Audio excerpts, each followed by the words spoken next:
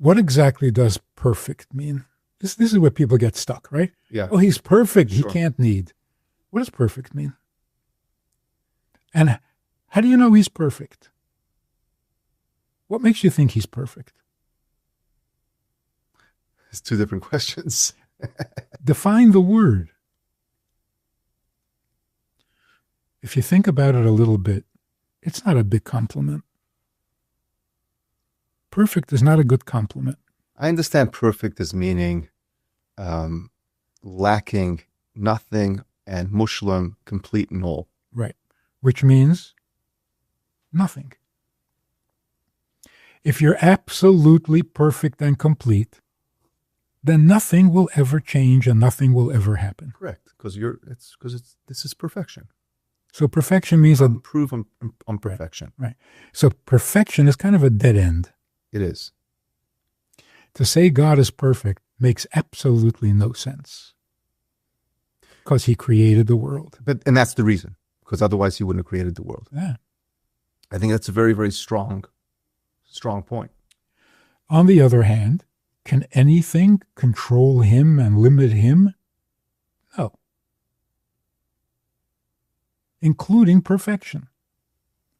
So you can't say he is so perfect that he can't want anything. Who dictates this? Who makes these rules? It must. I know we said we're not going to do sources. It must say somewhere. Right, but let's stick to the logic.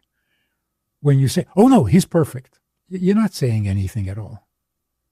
And I have to keep arguing this point.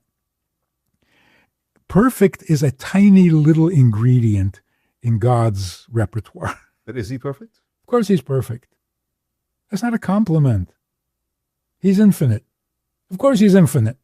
Who's going to stop him? That's it? Hashem's perfect, is infinite, lacking nothing. Right. Limited by nothing. But he has a personality. That means he can't think, he can't have a plan, he can't have a purpose. What are you saying? Correct. Hashem doesn't think, it is. Hashem is, so to speak. But I just laugh. And what is he not? That's a great question. The problem with God's perfection, meaning that he can't have a will, a personality, an agenda, it's silly. An idol is a perfect statue. Perfect. That's why you're not allowed to worship it. They have eyes that don't see. Right? They have a nose that doesn't breathe. What are you saying about Hashem? He doesn't look, he doesn't see, he doesn't feel, he doesn't care, he doesn't... Really? But why can't I say that he sees it? Yeah, it matters, it sees and everything, but it still doesn't define him. And don't ask me to explain what do you mean by define? See, limit? This is the... Do you mean limit? You cannot tell me who he is. He can tell you who he is. Anechi Hashem Elikecha. If he wants to tell you, he will tell you. And he did. So who's dictating what he can or can't do? It's a silly conversation. It's very frustrating. So just to define what you're saying, when Hashem says, Anochi Hashem Elikecha, that is who Hashem is, and it couldn't have been otherwise. You want to get silly? Could he not be Hashem? No, that's the pen. So of course he can't not be Hashem. He is. No, I'm talking about Hashem Elikecha. Hashem could not. When we say Anochi Hashem Elikecha, we're saying that Hashem is who he is, and he couldn't. It was inevitable that he was going to reveal himself to you. Yeah. So let's use a better word. I am yours. You mean everything to me. Is that essential, or is that just talk?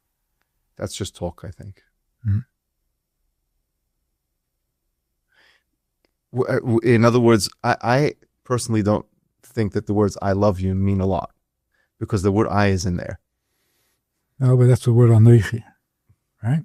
Oh, I'm talking about human beings. So like it's all about me. Yeah. But I guess with Hashem it could make sense because it is all about Him. He's trying to reveal himself. So if you want to know who I am, I'm hung up on you. I'm yours. That's the correct translation, by the way. I am God, your God. Where's that supposed to be? Poetic? I'm God, your God. I, God, am yours. Anechi Hashem Elikecha. That's what he's saying. And that's why those words are so amazingly powerful. But let's go one thing at a time. God is not limited by perfection. Make sense? I hear what you're saying. I'm a slow. It takes me time to. So let's clarify it. Yeah, I hear the point. I have to think it through. Perfect means there is nothing lacking in his existence. I understand what you mean by that, and I understand why you say that if he's perfect, then he didn't need to create the world. So that's a problem. That's definitely a problem here. But still saying that I don't have to say that Hashem is perfect. No. He is perfect, but that's not what's so great about him. Right. Okay. It's like a woman thinks her husband is perfect, but that's not what she likes about him. She likes the fact that he chose her. Being perfect, what does that do with me? Right. Why would I love someone who is perfect? Right. It's really perverse. Loving someone who's perfect, you don't love someone. You're loving a thing. So if God is perfect, that's fine. So what? Good for him. That's not my relationship with him. What's really great about God is he's choosing us. He wants something. Well, let's put it in different words. He is perfect and humble. And he finds us meaningful. Make him imperfect? No. So by simple definition, if you need something, you're not perfect. But when you're perfect, do you need no one? Is that part of perfection? I'm so perfect I don't need you? Say this before. I'm not sure I understand it. You've made the point that a person who has everything, the perfect man, right? He doesn't need a woman necessarily, but if a woman comes along, he's in love with her. That didn't. No, I don't. Is that what you're saying? But I think that man was not perfect. He needed a woman. There was something missing in him, and all that the woman did when she came by was reveal this need that he didn't know he had. Possibly, but that's not the only possibility. If he needs the woman to make him complete, then obviously he's not complete. But can you need someone even when you are complete? I mean, it's the same question as can you be altruistic? I understand the question. I don't know how to answer it. I have no reference. Can you be altruistic? Can you care about somebody even though it doesn't do anything for you? Yes. Okay. So that's God. It doesn't do anything for him, but he cares. Altruistically. No, not possible. In other words, there's more to a person than perfection. He altruistically cares about us, but we didn't exist. In other words, he had to create this thing to care about us. And besides, that's not what you're saying. What we're saying about that Hashem really wants a dir b'tachtonim, that Hashem wants us to create something for him, it's all about him. So what we're saying is, No, it's all about us.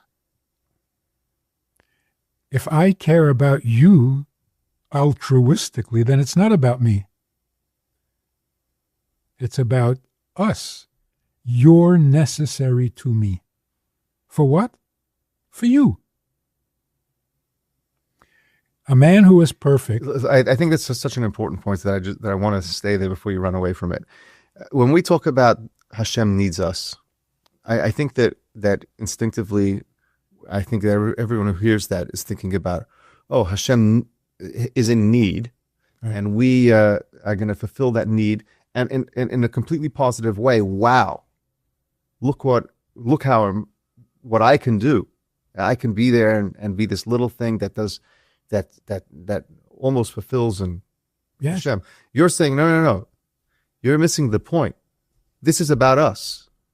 The reason that Hashem needs us isn't because Hashem needs something. It's because it's important to Hashem that we be needed. What I'm saying is, wanting someone beside yourself is not an imperfection. It's more than perfect. I am perfect, and it's not enough. Why? Because you're not here. That's so romantic. I can live fine without you. I don't want to.